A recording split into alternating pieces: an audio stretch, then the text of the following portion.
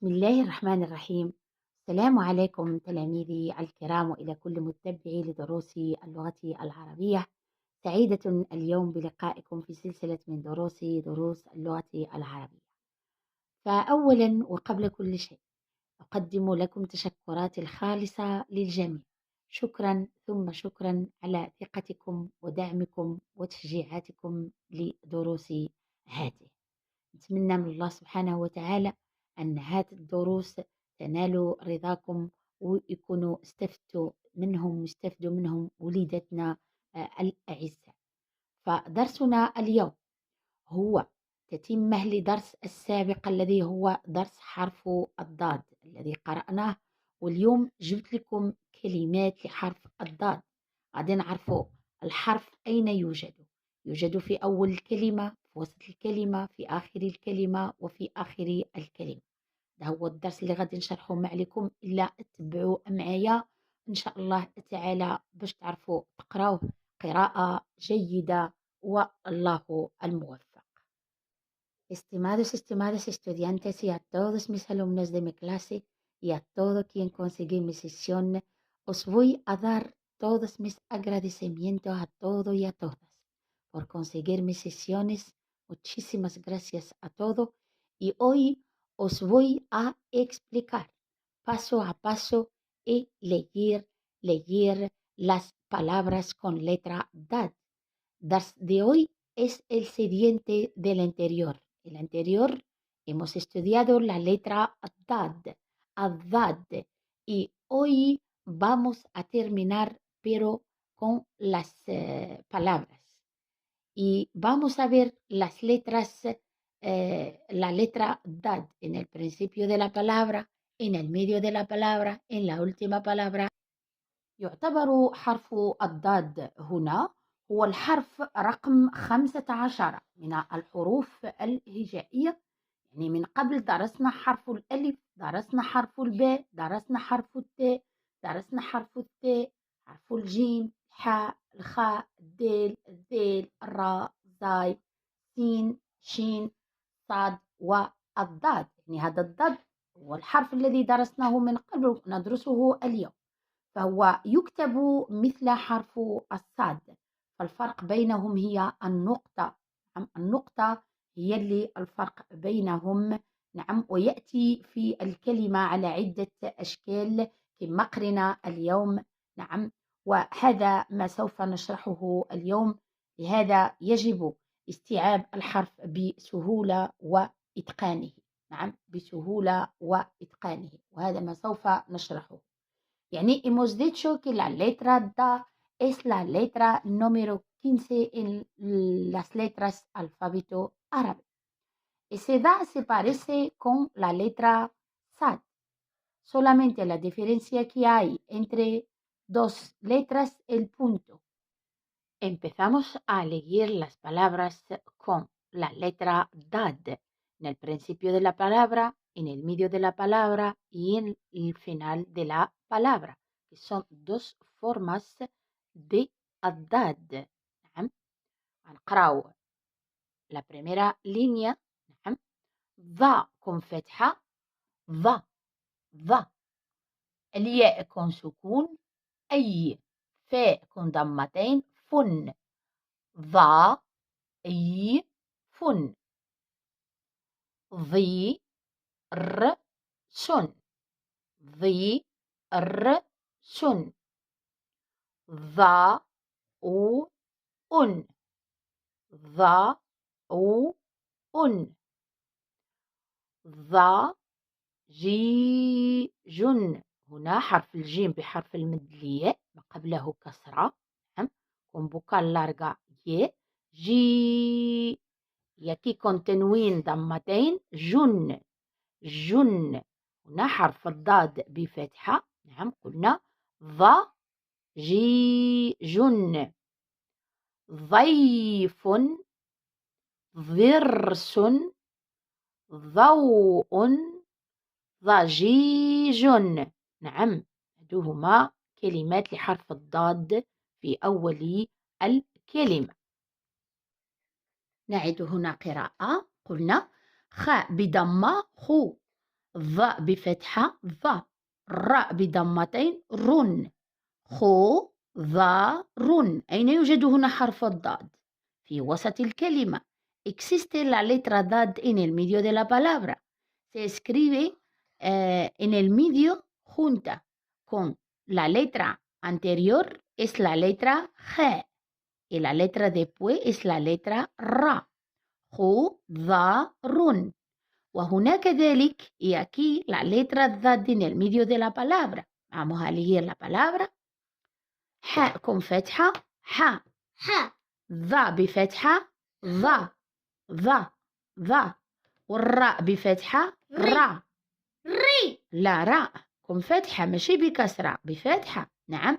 حاء ظا را، حاء ظا را. نعم ولدي، ظا را. نعم، حاء ظا را. وهنا la letra DAD en el medio también de la palabra, el anterior. ¿Qué letra hay anterior? Es la letra ألف. نعم. vámonos a leer ahora. هنقراو. راء بكسرة ري، الياء كون شدة يا، وبالألف حرف المد يا يا ريا ضا تن تن. هنا تن في آخر الكلمة، نعم، بضمتين. وهنا را ضيع، هنا الضاد بحرف الياء، حرف المد الياء ما قبله كسرة. ضيع رضيع. نعم. وهنا يعني aquí estas palabras con la letra DAD en la última palabra. En la última palabra hay dos formas de DAD en la última palabra. Esta forma y esta forma que no se junta no con ninguna letra, pero la primera sí junta con la letra anterior. يعني هاد حرف الضاد هي اللي كتكتب في آخر الكلمة، وهنا كذلك في آخر الكلمة. هنا كتكون غير متصلة، نعم، مع أي حرف، وهنا متصلة بالحرف ما قبله. هنا حرف ما قبله هو حرف الياء. نعم. سوف نقرأ. ألف بفتحة أ، باء بالسكون أب، يا ذو أب يا ذو. نعم. وهنا أرذن أرذن. نعم. وهنا بيض، وهنا مريض. نعم. هادو الضاد الذي يوجد في آخر الكلمة. نعم. وهنا حرف كذلك قلنا الضاد في آخر الكلمة غير متصل. هنا ما كيتصل لا بما قبله ولا بما بعده. وهنا كذلك، نعم، يعني la letra DAD no se junta con ninguna letra en la última palabra. غين بفتحة غ، راء بفتحة را، ظ ضمتين ذن، غ را ذن، ما را ذن، أرذن أرذن. نعم. ونعود قراءة، نعم، بسرعة، ونشرح لكم بعض الكلمات الموجودة هنا، نعم، لحرف الضاد. هنا ركبت لكم ما هو حرف الضاد في أول الكلمة، وحرف الضاد في وسط الكلمة، حرف الضاد في آخر الكلمة، وحرف الضاد في آخر الكلمة. نعم. نعيد قراءة بسرعة، ما عليكم إلا اتبعوا معايا وقرأوا معايا. يلا ندير لكم هكا سيجيد conmigo a ver si saben o no. يلا على بركة الله.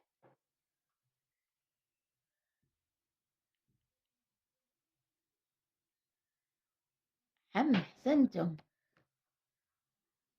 أحسنتم. نعم أحسنتم. نعود لكم. ضيف، ضرس، ضوء، ضجيج. نعم. خضر، حضر، رياضة، رضيع. أبيض. أرض. هاد أرض خاص تجي هنا مع الضاد اللي في آخر الكلمة. نعم. وهنا بيض. مريض. نعم. غرض. مرض، يعني ماشي مرض أم مرض. أرض. نعم. قلنا ضيف. ما معنى ضيف؟ هو الضيف. الضيف هو ينبتاو. إلا جاء شي ينبتاو هذاك هو الضيف. ضرس. نعم هي ونمولة. ضوء هي لالوث. ضوء لالوث. ضجيج. الرويض. الرويض. ضجيج. نعم. خضر هما بردورة.